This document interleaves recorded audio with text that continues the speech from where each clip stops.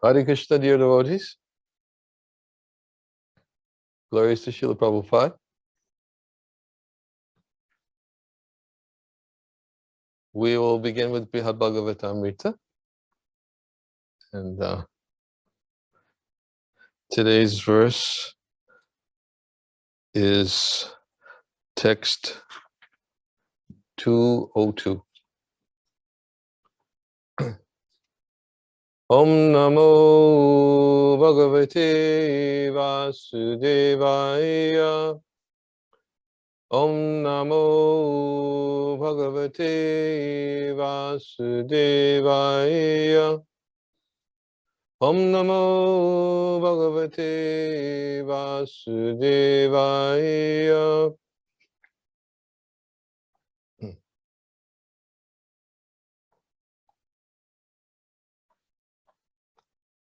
Shri Gopakumar Uvacha Vishtam Mayedam Bhagavandaratale Tishtantiya Sri Patima Mahapabho Ta Sac-cid-ananda Ganastvaya Mata Nilajinata Purushottamayata.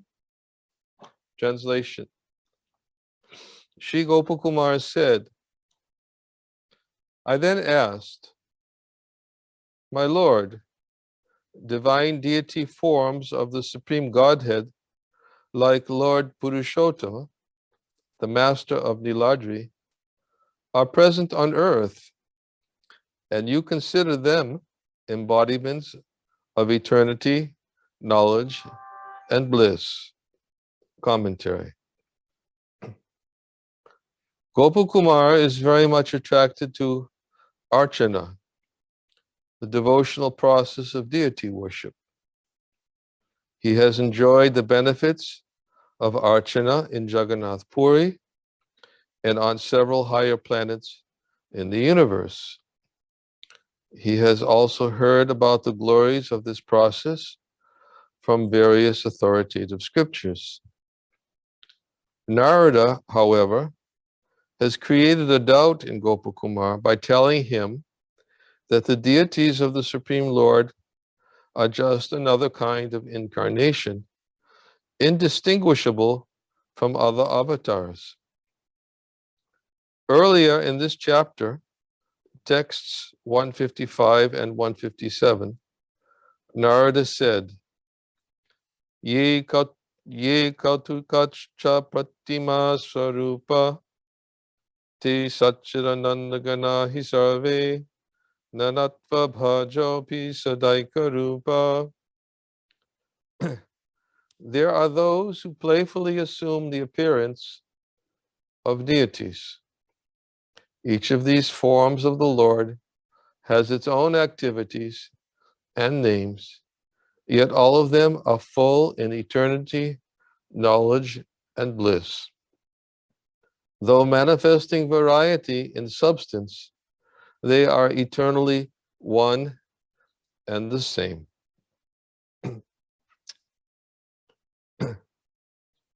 Om Jnana Timirandasya Gananjana Salakaya Chaksho Unminitam Jena Tasmai Shri Gurave Namaha Mukam Karoti Vachalam Pangum Langayati Garim Yat Kripa Tamaham Bande Shri Gurunjina Taranam Nama Om Vishnu Padaya Krishna Prastaya Bhutale Shrimate Bhakti Vedanta Swami Iti Namane Namaste Saraswati Deve Gauravani Pacharane Nirvishesha Shanyavari Paschachade Satarane Jai Shri Krishna Chaitanya Prabhu Nityananda Shri Advaita Gadadhar Shiva Sri Gaura Bhakti Vrinda Hare Krishna Krishna Krishna Hare Hare Hare Rama Rama Rama Hare Hare.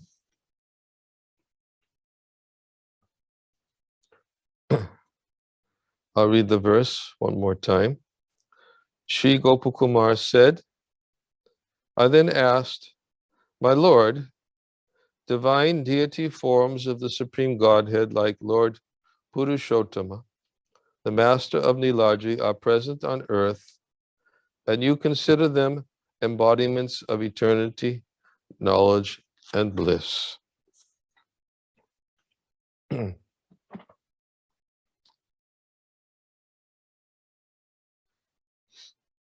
We have been reading throughout good part of this chapter how the Lord expands himself in his various abodes, how his potencies accompany him in those various abodes, such as Lakshmi and other consorts, wherever the Lord appears. And as explained in this commentary, the discussion between Narada Muni and Gopakumar in this chapter has already touched upon his appearance in the form of deities. And reference was given at that time to the Lord's manifestation on the earthly planet in these transcendental deity forms. And the quote that is given here in the purport today, it is stated, "There are those who playfully assume the appearance of deities.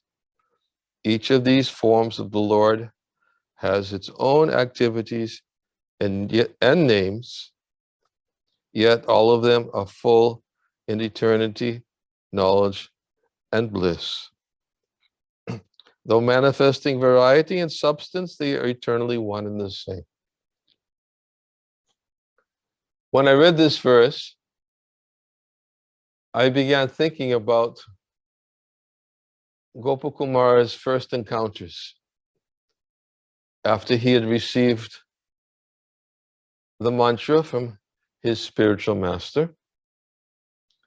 He was told that by his spiritual master, "I am giving you a mantra from the Lord of the universe." That was how it was presented to him. So, right from the time the mantra was given to him, Gopamar was given a conception of the Lord of the universe, and he was waiting to see who that Lord of the universe was. Of course, he understood that he was given the mantra from the Lord of the universe, and by chanting that mantra, experiencing purification by chanting the mantra, by placing faith in the mantra as it had been initially given to him and from the personality who gave it to him, he anticipated that this mantra will give me the opportunity to meet this Lord of the universe who gave me the mantra. Because, as we remember, that it was introduced to him this way. This is from the Lord of the universe. So, right from the very beginning, Gopakumara, in his very first encounter, which Sanatana Goswami presented, he met who he thought was the Lord of the universe. It was, I guess you could take it, it seemed like a casual meeting. It was a Brahmin who was worshiping a Shalagram Shila. And the Brahmin, we've talked about this before. Actually, when I was thinking about this, it really, I have to confess, it really, considering all that we've talked about in the last several months, it really shed light for me. I was hoping it would shed light for you also. But it really shed light for me on Gopakumar's initial encounter with the Lord of the universe. And whereas I had previously read it as a part of the story of, and I really didn't pay enough attention to the detail as I paid after hearing all these wonderful descriptions of the Lord's Sac-cid-ananda forms manifested everywhere, and especially, not especially, everywhere. There was no especially, I guess we could say, especially is his manifestation in Goloka and in Gokul. Especially Gokul, because wherever Gopakumara went, whether it was Jagannath Puri, where he met Lord Purushottam, Svargaloka, or the higher planetary systems, he was always, his mind was going back, to his encounters with Lord Purushottama. And then even with Lord Purushottama, he was thinking about how nice it was in Mathura as a cowherd boy and how simple it was. And of course, his first meeting with the Lord of the universe in Mathura, where he was a cowherd boy, was Gopal Mantra. That was his first meeting in Mathura from his spiritual master, who told him, this is from the Lord of the universe. So Mathura had a very, very, very was particularly attractive to him, both for the reasons that his simple life as a cowherd boy, his herding of the cows, his playing of the flute, and his meeting of Gopal took place there in the form of a Gopal mantra. And therefore he was going back wherever he was visiting it and seeing the Lord of the universe, in his mind, there were certain stimulants that happened to him in the various places he went, which made him hanker for these places once again. Again, places. We've talked a lot about places. These places are where, the Lord is present with the devotees who serve him in their various particular moods of service. And one of those places he encountered, well, the first was the Brahmin, his mood. The Brahmin, his mood was, I worship the Lord. What happened was Gopakumara came and saw the Brahmins worshiping the Shalagram Shila, and then he saw the Brahmin put Shalagram in a very humble, pure way in a box. And Gopakumara was shocked, said, hey, this is the Lord of the universe. Why'd you put him in a box? And has he eaten yet? And these were thoughts that came to his mind. This was his first meeting after receiving this gift from the Lord of the universe, and he thought, well, this is the Lord of the universe, and why have you put him in a box? And the Brahmin who was worshiping him sort of like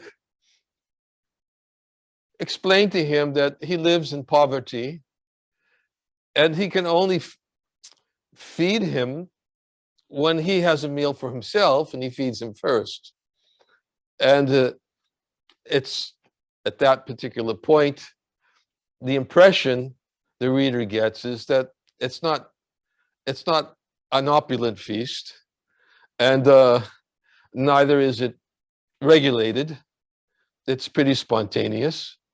And but yet Gopakumar was looking at the Lord of the universe in the form of the Shalagram Shila and was wondering why the Brahmin was worshiping him this way. And the Brahmin, almost apologetically, told Gopakumar, well, if you want to see the Lord worshipped more with greater opulence, then here in the kingdom, there is a king who worships a form of the Lord, Lord Vishnu, with great opulence and with pomp, and with many of the servants are there. And he recommended, why don't you go there and see the Lord who's manifest there? Again, reflecting on everything that we've been speaking about, I understood this was not simply a chance encounter. It was Gopakumar's next meeting with the Lord of the universe. And I wanted to read some of those verses because those verses we've never read together.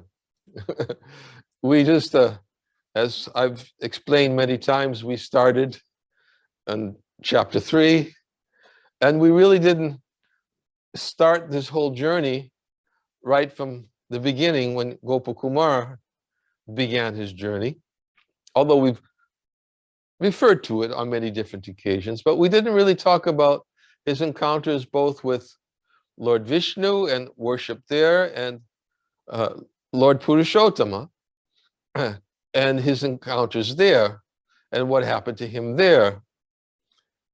And as I said, by reading these verses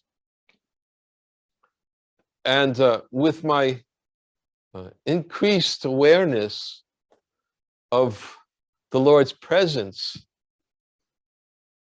in a form which is Sac-cid-ananda and who's reciprocating in a particular place with the mood of his servants in a playful way,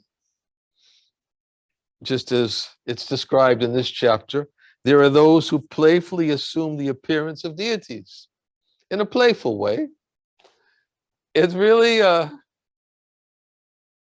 enhanced for me to go back and read these verses with a different frame of reference than I had when I read the verses without all of this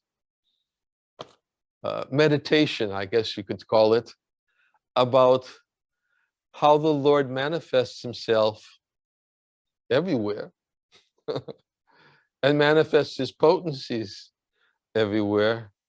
And those who have spiritual vision should be able to realize the presence of the Lord because he's there in a Sac-cid-ananda form to make himself accessible to those who worship him in that form.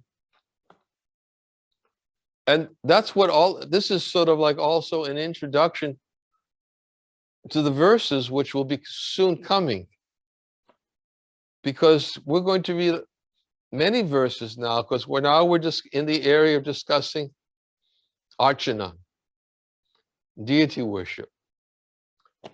And Narada Muni, who is an authority on archana, is going to explain to Gopakumar that how the Lord manifests himself in an eternal Sac-cid-ananda form to those who worship him in the right consciousness. Right consciousness. This is very much detailed what the right consciousness is, because he even makes the point, and I mentioned this in last class, he makes the point that the Lord will manifest himself in many forms. There's the deity form, and we spoke about in the last class, which we'll read about in more detail, how the deity form manifests. But he even says, even in a blade of grass, or he even says, even in a concocted form, which may sound, it may sound astonishing.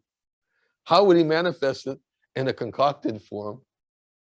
But he explains that if the worshiper fully sees by dint of his devotion the Lord manifest in his object of worship, by the purity of his worship and his consciousness, the Lord will reciprocate and manifest himself in a form just suitable for the worshiper, because he's everywhere in these forms and in his potencies.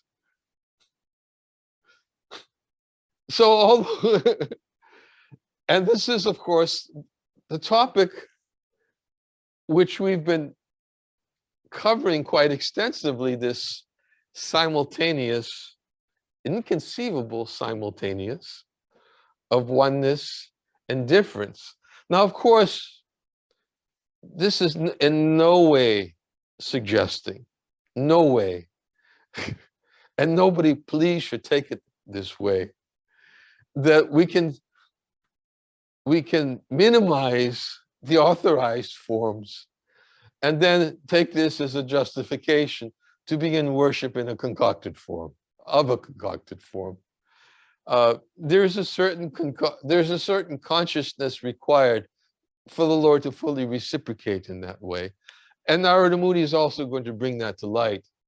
And he's even also going to bring to light what happens to those who worship an authorized form in the wrong consciousness. So he makes the point very clear. It's the consciousness and the presence of the Lord in one's consciousness which enhances the worship, and of seeing the object being worshipped as non-different from the Lord. These are future verses.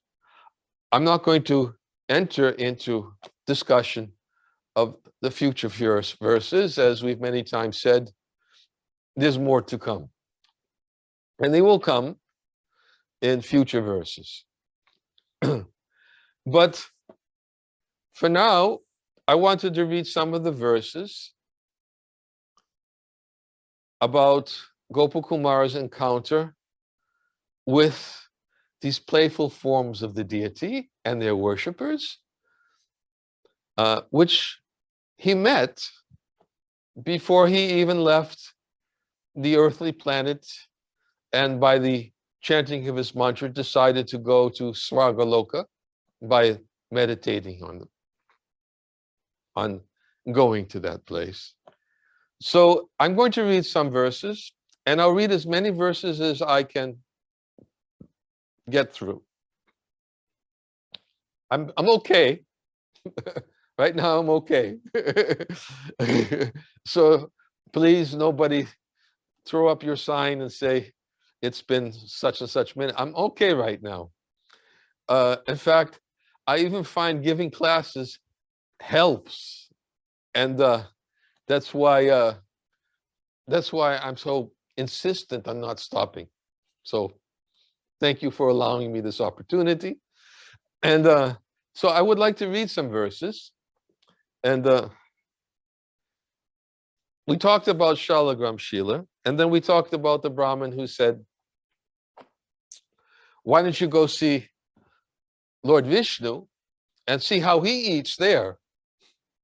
I know you're a little disappointed with my unregulated offerings, And what to speak of, that the Lord's lifestyle, which is spent in a box sometimes. Of course, Sanatana Goswami brings out the point in a commentary on that particular point where he says that Gopakumar didn't fully understand at the time that the Lord is manifest in unlimited places. And even though in that particular place he was in a box, he was still eating very nicely in other places. And he was the same in all of those forms. So he shouldn't have been disturbed by the fact that the Lord wasn't eating. But of course, the worshiper should be disturbed if he continuously puts the Lord in a box and doesn't have to. And should be disturbed if he doesn't feed him appropriately when he can. So something to be learned. Something to be learned from that encounter. And of course, we have the story of Sanatana Goswami himself, who could only offer to his deity, who happened to be Madan Gopal, who can only offer uncooked roti. And when the Lord asked him, could you at least give me some salt? And he said, this is what I have to offer. Please forgive me. And of course, we know the Lord accepted his offering, but then he arranged for a whole boatload of salt. So the Lord works in mysterious ways. But nonetheless, wow. We have these verses. We have these verses here in the first chapter of this section.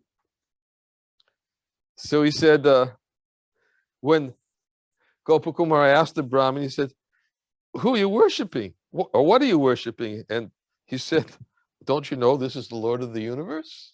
This is the Brahmin. Anyways, we already talked about the Brahmin, the box, and his offerings. And now we're going to speak about, he says, the Brahmin says to him, this is texts 138 and 139, if you want to read along with me, although I'm not going to read everything, I'm also going to summarize. It said, if you're eager to see the Lord's opulence and great festival of his worship, please go to the capital city of this country's very saintly ruler. He is attached to the worship of Lord Vishnu in great love. You will find his city not far away, and there you can behold the Lord of the universe, who is so difficult to see. You will feel great ecstasy, fulfilling all your heart's desires. But for now, please come have lunch in my house from the remnants of what has been offered to the Lord Vishnu. As it turned out, Gopakumar was, even though he was hungry, he turned down the invitation. Because he was eager. Eagerness was already fixed in his heart. Everywhere he went, in each encounter he was to have, was always born of a great eagerness, an intensity of a desire to meet this Lord of the universe. It had already been awakened by his faithful chanting of his mantra, and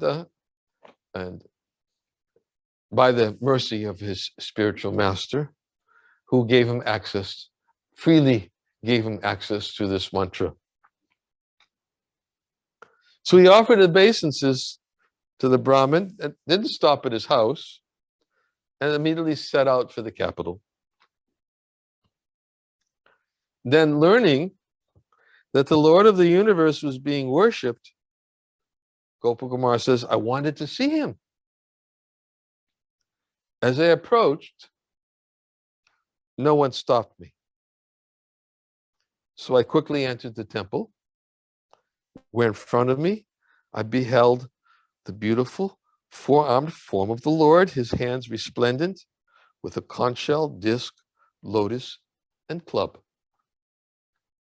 And he describes the beauty of his body, his complexion, his features, his ornaments, his youthful appearance, and garlanded with forest flowers, and such a nectarian smile, eyes like lotuses.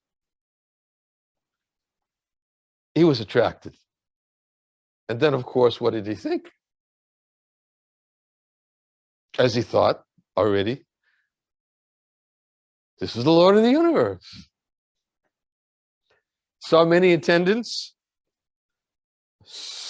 attached to serving him, worshiping him with various items. He was on an opulent throne. It was from a distance, he was watched.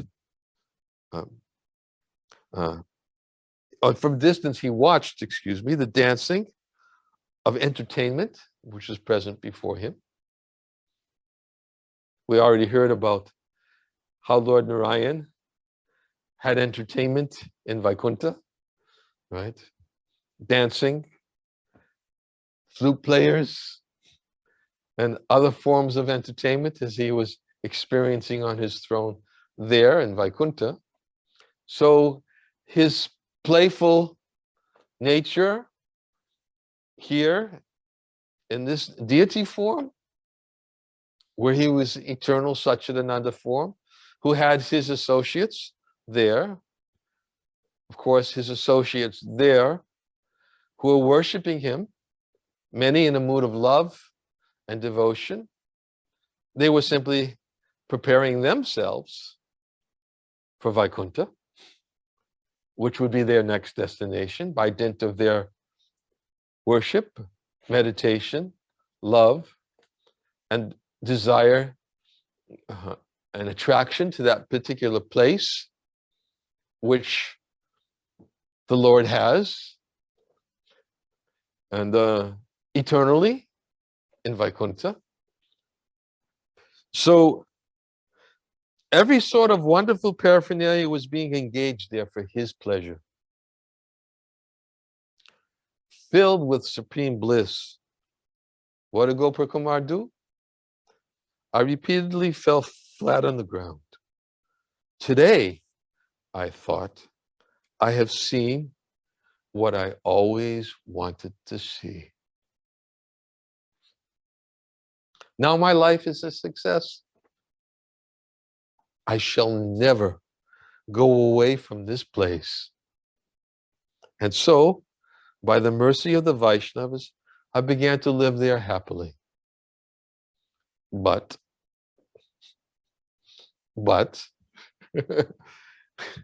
as in every place, we've already seen in other places, same here, but certain circumstances that happened there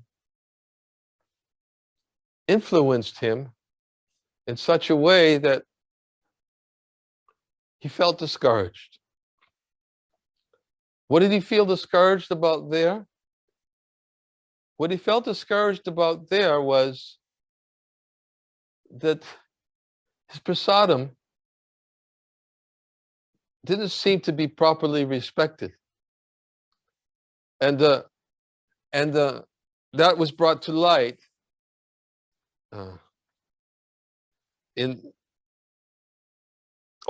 before I get to that point, he said, I would eat remnants of food offered to Lord Vishnu, witness the great festivals of his worship, and hear the glories of his worship, and more, all while carefully chanting my mantra, in private.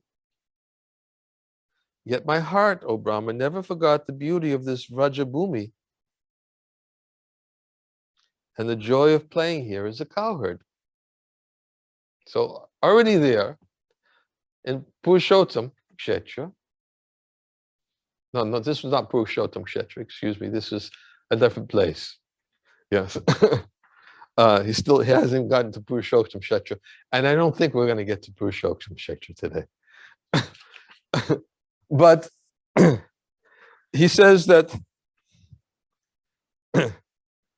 remaining thus for some days, I developed great eagerness to engage in that method of worship. Then what happened is that the king of that country was sonless. And despite my being a foreigner, he noted my good character, developed affection for me, and soon he adopted me and then died. So what happens?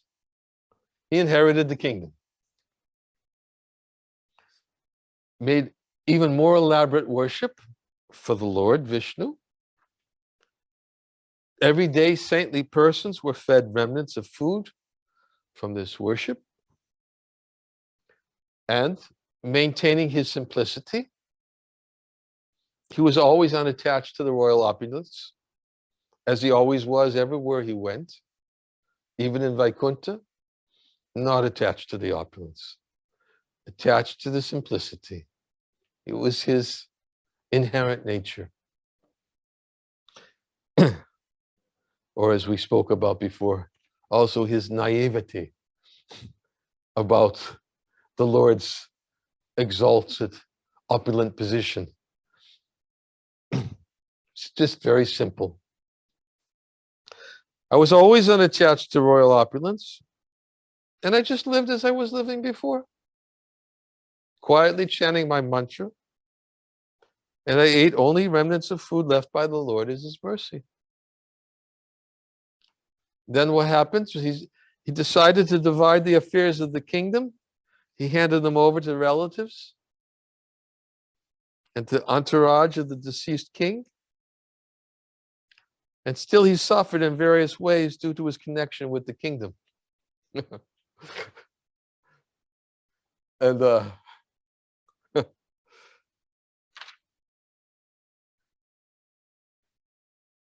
interesting commentary. To avoid being blamed for neglecting the kingdom while absorbed in private meditation, Gopakumar delegated the practical affairs of ruling to the previous king's friends, ministers, in-laws, and immediate family. He gave them the authority to make day-to-day decisions. Nonetheless, various anxieties connected with the kingdom continued to be thrust upon him.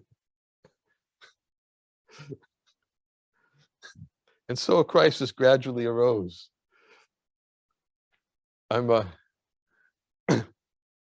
smiling because I've been having frequent conversations with some of my GBC godbrothers. A little bit different, not kingdoms, but there are certain affairs which are being constantly thrust upon us, which also gives us an impetus. Similar to Gopakumar. It's called the succession. So Gopakumar had his succession plan in place very quickly, every place he went.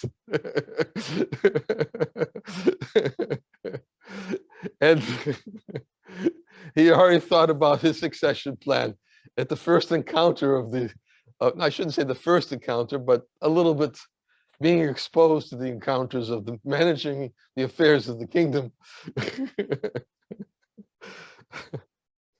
So what does Sanatana Goswami say at the end of the commentary? He says, discriminating Vaishnavas may be better off uninvolved in the management of kingdoms.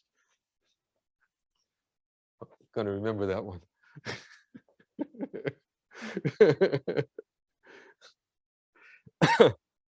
So what happened?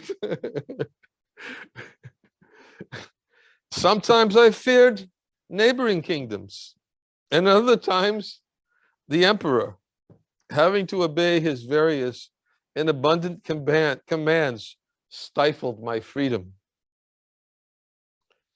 If the Supreme Lord's remnants were touched by an outsider or carried outside the temple, or if for any other reason a doubt arose about the purity of the remnants, no respectable person would eat them. So this was a little bit disturbing to him. He referred to them as darts shooting into his vital points. He said, it was just like darts shooting into my vital points. It made me want to give everything up. But I had no desire to leave the Lord, whom I had long hankered to see and whose personal contact I had now obtained.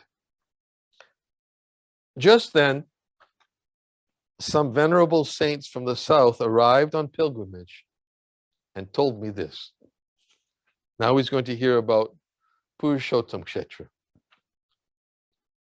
There are a lot more details of Purushottam Kshetra, about the method of worship, about the sevaks, their consciousness, about the Lord's prasad, and how the Lord's prasad was understood by everyone who accepted it, that under no circumstances could it ever be contaminated, the opulence of the worship, the king's relationship with the Lord, the concerns there were for the Lord's paraphernalia, for his temple, and the protective consciousness which is manifest to those who were servants of the Lord. And then, of course, to Gopakumar's observations of all of these affairs. And then, of course, his encounter when he was made the king. So we'll get into more of these details in the next class, and we'll try to get into also the details about things he heard from Narada Muni about the consciousness required for worshiping the Lord when he manifests in these playful ways, manifests his pastimes in these playful ways in his Sac-cid-ananda form as the deity. And it's very enlightening, relevant, purifying, and helpful to anybody who's adopted a method of deity seva. It really gives us a sense of understanding its importance, that it's non-different of worshiping the Lord when the consciousness is right. And the Lord's, as we've spoken before, we told the story, different stories of how the Lord reciprocates with those like Raghunandan Thakur. We told that story, and other stories we told of how the Lord reciprocates with those who worship the deity in the right consciousness. That it's an opportunity for some wonderful meditation, revelation, and increase of devotion, which is a reciprocation directly from the Lord, who's very kindly manifests himself in the deity for those who worship him in the right consciousness.